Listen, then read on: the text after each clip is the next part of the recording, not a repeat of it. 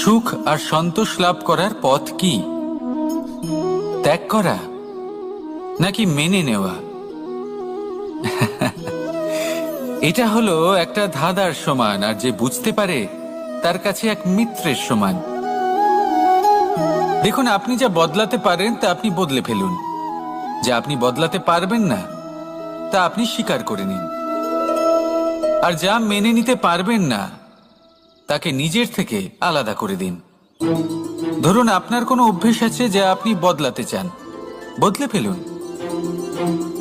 যদি কোনো সমস্যা থাকে যা বদলানো আপনার হাতে নেই, তা স্বীকার করে নিয়ে তার সাথে পথ চলা শুরু করে দিন।